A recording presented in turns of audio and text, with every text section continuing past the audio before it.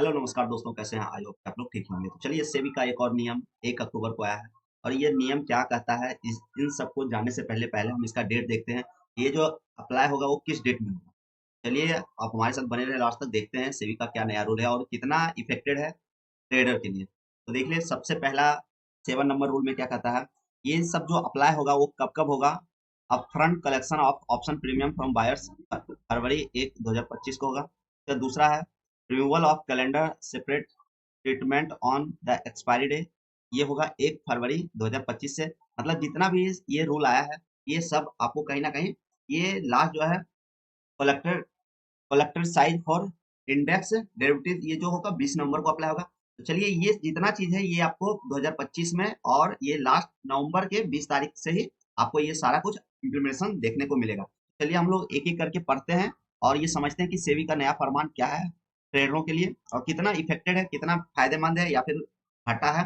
तो चलिए, हम लोग इसको अच्छे से हिंदी में देखते हैं। तो ये सबसे पहला जो हमारा क्या है, हम थोड़ा-थोड़ा इसको धीरे-धीरे पढ़ेंगे ताकि आपको अच्छे से समझ में आएगा। पहला रूल जो है, डेरिवेटिव बाजार बेहतर मूल्य खोज में सहायता करता है, बाजार की सरलता में सुधार करने में मदद करता है और निवेशकों को अपने जोखिमों को बेहतर ढंग से प्रबंधित करने की अनुमति देता है। स्टॉक एक्सचेंज और क्लीयरिंग निगम मिलकर डेरिवेटिव्स में व्यापार के लिए मंच और उत्पाद उपलब्ध कराते हैं। बाजार ऑनलाइन वास्तविक समय जोखिम प्रबंधन, पर्याप्त निगरानी सुनिश्चित करते हुए साथ ही व्यापार का सुचारू निपटान भी सुनिश्चित होगा। तो ये रूल लाने का सेबी का क्या है, तो कहीं ना कहीं आप देख रहे हो कि डेली जो आपका एक्सपायरी हो रहा है वो कहीं ना कहीं मार्केट में ना बहुत ज्यादा वोलेटिलिटी क्रिएट कर रहा है, जिससे मार्केट को ना मतलब बहुत ज्यादा असंतुलित हो रहा है। उसको ठीक करने के लिए सेबी का ये फरमान है। दूसरा क्या है, स्टॉक द्वारा उत्पाद पेशकश जोखिम प्रबंधन और निगरानी की भूमिका, प्रतिभूतियों की अखंडता सुनिश्चित करने में एक्सचेंजों और क्लीयरिंग कॉर्पोरेशनों की भूमिका महत्वपूर्ण है। बाजार परिस्थिति तंत्र बदलते बाजार को देखते हुए यह विशेष रूप से बढ़ गया है, ठीक ना। ये जो अभी हमने बताया कि मार्केट में बहुत ज्यादा वोलेटिलिटी बढ़ा हुआ है और इन सबको देखते हुए सेबी का कहीं ना कहीं ये फरमान है। आगे देखते हैं क्या है, हाल के वर्षों में डेरिवेटिव सेगमेंट में गतिशीलता, जो कि अभी हम बता रहे हैं, ये देख रहे हो, हाल के वर्षों में डेरिवेटिव सेगमेंट में गतिशीलता, खुदरा भागीदारी में वृद्धि के साथ लघु अवधि सूचकांक विकल्प अनुबंधों की पेशकश और सट्टा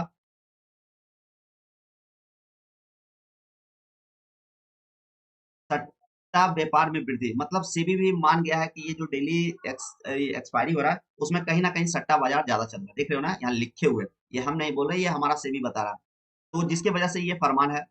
उसके बाद व्यापार में वृद्धि, समाप्ति के दिन जो लास्ट होता है एक्सपायरी जिसको बोलते हैं, इंडेक्स डेरिवेटिव्स में वॉल्यूम, जो कि देखा जाता है बहुत ज्यादा वॉल्यूम जनरेट हो जाता है मार्केट में, विनिमय 28 भाग सी के साथ पढ़ा गया, ठीक।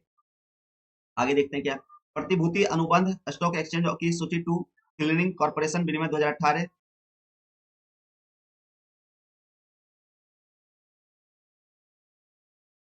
उत्पाद विकास कार्य एक्सचेंज और क्लीयरिंग कॉर्पोरेशन मुख्य कार्य है। इसके अलावा क्लीयरिंग और निपटान को क्लीयरिंग कॉर्पोरेशन का मुख्य कार्य माना जाता है, ठीक ना।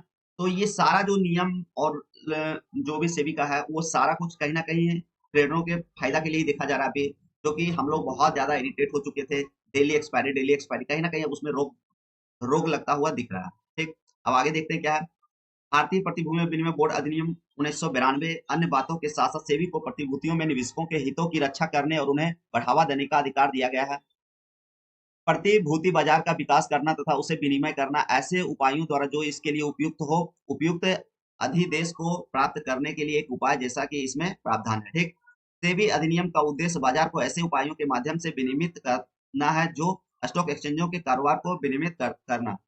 मतलब कहीं ना कहीं ये ट्रेडरों के फेवर के लिए ही देखा जा रहा है, ठीक। आगे देखते हैं क्या है, निवेशकों की सुरक्षा के लिए मौजूदा नियामक उपायों की समीक्षा करना, इक्विटी डेरिवेटिव बाजार का व्यवस्थित विकास और सुदृढ़ीकरण सुनिश्चित करना, साथ ही स्टॉक एक्सचेंजों को उनके कार्य करने में सहायता करने के उपायों की पहचान करना। उपयुक्त मुख्य कार्यों के लिए सेबी ने एक विशेष कार्य समूह का गठन किया है, ठीक।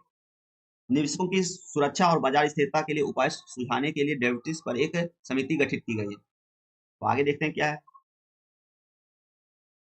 ईडब्ल्यूजी द्वारा अनुशंसित उपायों और उसके बाद के उपायों के आधार पर सेबी की द्वितीयक बाजार सलाहकार समिति में विचार विमर्श परामर्श पर सेबी ने इस मामले में 30 जुलाई 2024 को आदेश जारी किया। प्राप्त टिप्पणियों की सेबी द्वारा जांच की गई और मामले पर आगे चर्चा की गई। स्टॉक एक्सचेंजों और क्लीयरिंग कॉर्पोरेशन के साथ जिसके बाद इसे इक्विटी सूचकांक को मजबूत करने के लिए निम्नलिखित उपाय लागू करने का निर्णय लिया गया है। फिर फंड ढांचा, आप आगे देख रहे हो ना कितना मतलब अच्छा है कि कहीं ना कहीं ये जो डेली एक्सपायरी हो रहा है उसमें कहीं ना कहीं रोक लगता आप दिखेगा, और ये बहुत सारा जो ये एक्सपायरी हो रहा है उसमें भी कहीं ना कहीं रोक लगता दिखेगा। अब देखते हैं 5.1 में क्या है। विकल्प खरीदारों से विभिन्न प्रीमियम का अग्रिम संग्रह। विकल्प की कीमतें गैर रैखिक तरीके से चलती है, ठीक, और बहुत उच्च निहित होती है। उत्तोलन ये संबद्ध अनुबंध है जिनमें तेजी से मूल्य परिवर्तन की संभावना होती है। ये सब जो देखते हो ना कि मैं जो बोलता था कि देखो अब इंट्राडे इंट्राडे नहीं रहा, जिसमें कॉल पुट में आपको एक सेकंड में प्रीमियम कहाँ से कहाँ चल जा रहा है, आपका लाइफ बर्बाद करने के लिए एक सेकंड काफी होता है ऑप्शन बाइंग के लिए।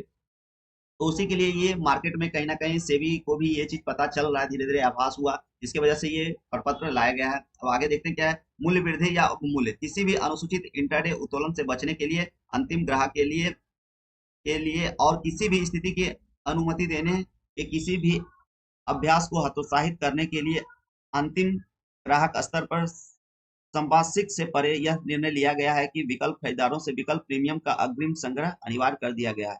ट्रेडर सदस्य, किलिंग सदस्य, अगर ये सब जो होता है, एक और ये यहाँ परेशानी ट्रेडरों के लिए दिख रहा है कि ये जो लिखा हुआ है ट्रेडिंग सदस्य और किलिंग सदस्य, जैसे कहीं ना कहीं ट्रेडर को अगर लगना स्टार्ट हुआ तो ट्रेडिंग में कहीं ना कहीं आपका जो चार्जेस दिख रहा है वो कहीं ना कहीं और एक्स्ट्रा चार्ज आपको देखने को मिलेगा। लेकिन खैर ये जब अप्लाई होगा उस टाइम ये चीज ज्यादा क्लियर होगा कि ये हमें देना है या फिर हमें सेबी ये ब्रोकर पे कर रहा है, ठीक। अब आगे देखते हैं और क्या है।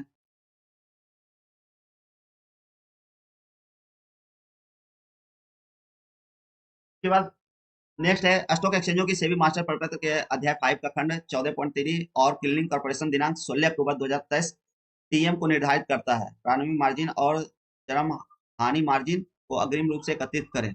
मतलब ये कहीं ना कहीं सेबी ऑर्डर दे रहा है किसको, ब्रोकर को, कि वही जाके इस ये जो चार्ज है वो ट्रेडिंग सदस्य और क्लीनिंग सदस्य जाके एकत्रित करे, ठीक ना। आगे देखते हैं क्या, अपने ग्राहकों को उपरोक्त को ध्यान में रखते हुए यह निर्णय लिया गया कि अग्रिम भुगतान मार्जिन संग्रह आवश्यकता में शुद्ध विकल्प प्रीमियम भी शामिल होगा, ठीक। ग्राहक स्तर पर दे इसे इंट्राडे में शामिल किया जा सकता है। अंतिम भुगतान के सत्यापन के लिए क्लीनिंग कॉर्पोरेशन द्वारा लिए गए स्नैपशॉट मार्जिन का संग्रह तथा भुगतान न करने की स्थिति में जुर्माना लगाने का प्रावधान है। अब ये जो आपको कहीं ना कहीं अग्रिम ये जो लिखे हुए मार्जिन का संग्रह, कहीं ना कहीं आपको जो मार्जिन पहले कम लगता था अब मार्जिन उसमें थोड़ा सा ज्यादा देखने को मिलेगा, जिससे छोटे मोटे जो भी ट्रेडर थे एक लॉट से बाय करने वाले थे उनको कहीं ना कहीं अब आपको जहाँ 6,000 10,000 20,000 में काम कर रहे थे वहां आपको अब 40-50,000 रुपया लगने जा रहा है।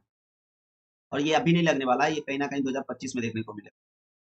अभी आपको बहुत ज्यादा नहीं, 2 महीना है, क्योंकि अभी अक्टूबर चल रहा है, नवंबर दिसंबर, अब जो भी इम्प्लीमेंटेशन होगा वो कहीं ना कहीं आपको दिसंबर और जनवरी से देखने को मिलेगा।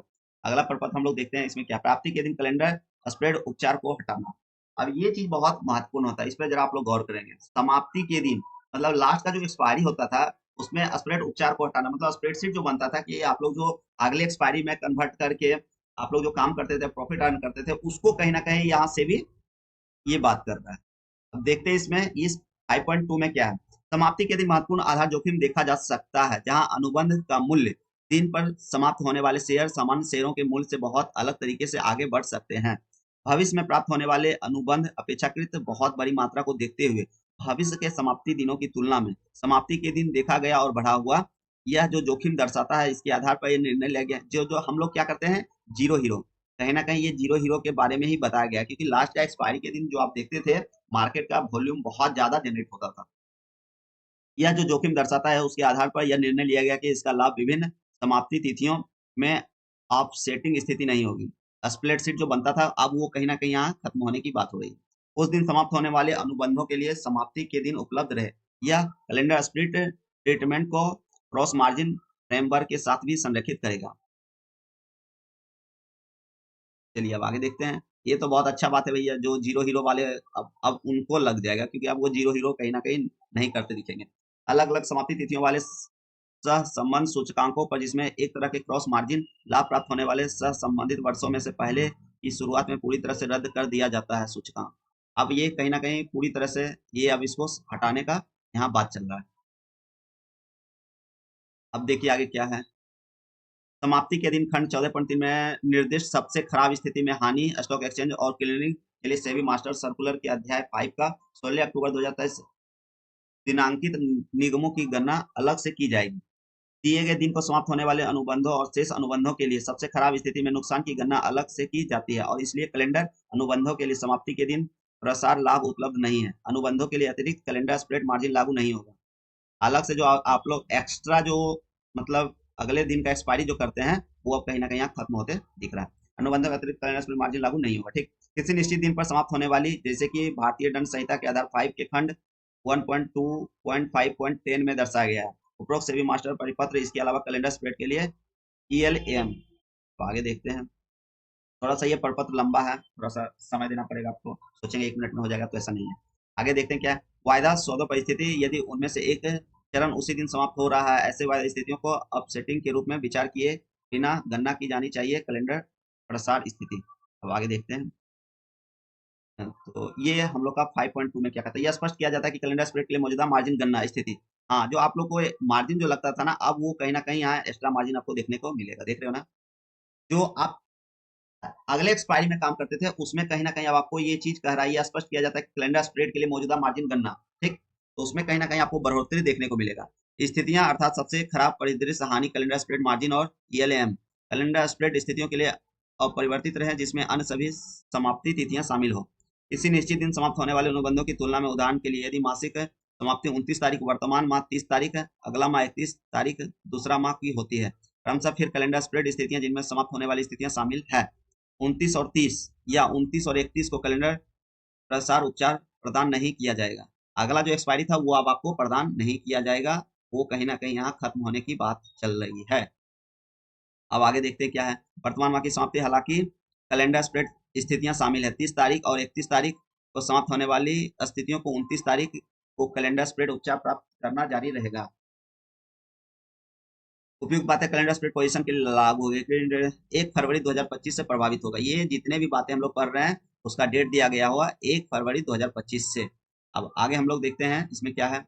स्थिति सीमाओं की इंटरडे निगरानी, सेबी द्वारा निर्दिष्ट सूचकांक व्युत्पन्न अनुबंधों के लिए स्थिति सीमाएं समय समय पर स्टॉक एक्सचेंजों की द्वारा निगरानी की जा रही है।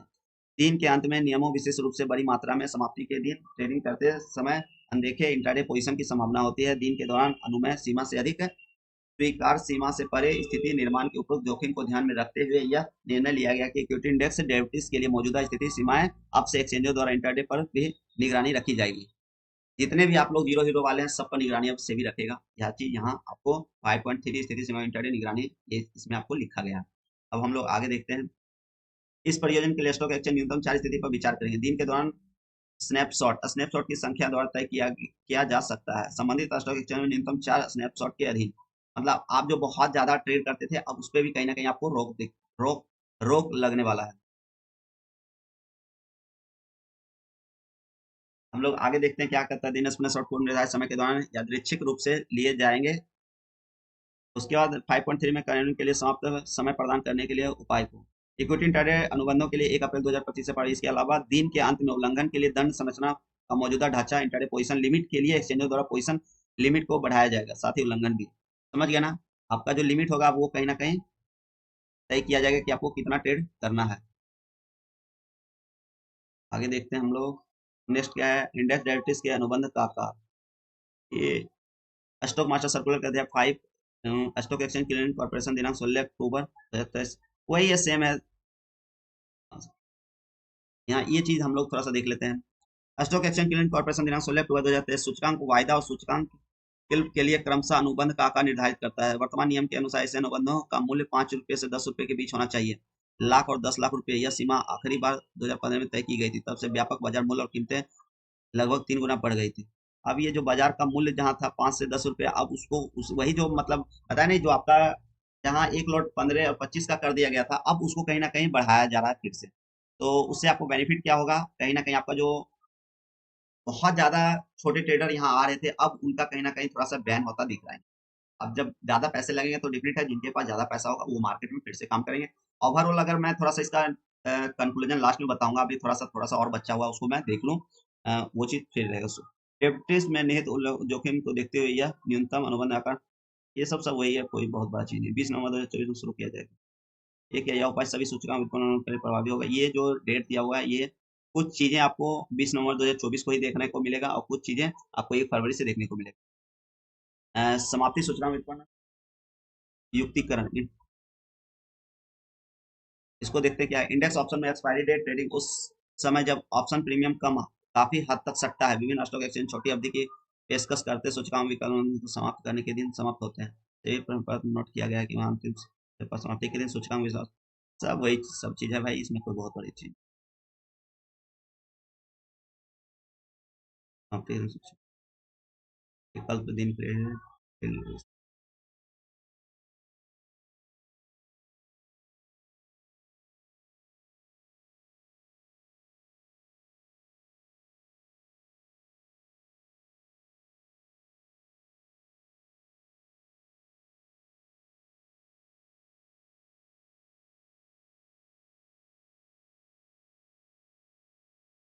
अब ये मुख्य चीज है, इसको थोड़ा सा ध्यान में रखेंगे। देखो मैंने जो बोला ना, कुछ चीजें सूचकांक व्युत्पन्नों के लिए अनुबंध का आकार ये आपको निर्धारित होगा 20 नवंबर 2024 को।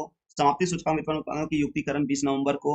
विकल्प समाप्ति के दिन टेल रिस्क कवरेज में वृद्धि, ये आपको 20 नवंबर से सारा कुछ अप्लाई होने वाला है। और जो कुछ बातें हैं, खरीदारों से ऑप्शन प्रीमियम का अग्रिम संग्रह, ये आपको जो कि 1 फरवरी 2025 से अप्लाई होने वाला है। समाप्ति पर कैलेंडर स्प्रेड उपचार को हटाना, ये 1 फरवरी 2025 से अप्लाई होने वाला है। स्थिति सीमाओं की इंट्राडे निगरानी, ये आपको 1 अप्रैल 2025 से होने वाला है। चलिए, आपको ये चीज ज्यादा कुछ समझ में आ गया। अब हम लोग एक बार थोड़ा सा इसको लास्ट देख लेते हैं, लास्ट में क्या है, उसके बाद हम लोग इसका फाइनली कंक्लूजन बताते हैं। उठाते हैं। चलिए, सब कुछ है, ज्यादा कुछ विशेष नहीं।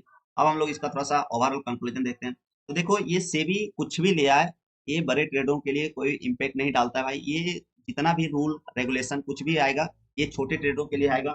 और कहीं ना कहीं यहाँ मरण जो होने वाला है, छोटे ट्रेडरों का होने वाला है। बड़े ट्रेडर कल भी ट्रेड कर रहे थे, कल भी मुनाफा ले रहे थे, आज भी करेंगे, कल भी करेंगे, आने वाला भविष्य में वो भी ट्रेडिंग करेंगे। उनको कोई इम्पेक्ट नहीं होने वाला। यहाँ ज्यादातर जो मरण होगा या तो छोटे ट्रेडर का होगा। हालांकि हमारे अकॉर्डिंग देखो तो ये कहीं ना कहीं फायदा ही होने वाला है। जो डेली एक्सपायरी चला था उसमें कहीं ना कहीं अब कटौती होने वाला है आपको।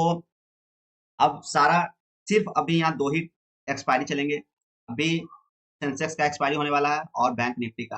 बाकी बात इसमें और क्या क्या अप्लाई हो सकता है, जब ये अप्लाई होगा उस टाइम ज्यादा क्लियर होगा। तो हम हमारा वीडियो काफी लंबा हो चुका, अब हम कोशिश करते हैं कि यहीं अपनी बात को समाप्त करते हैं। मिलते हैं अगले वीडियो में, तब तक के लिए धन्यवाद। जय हिंद, जय भारत।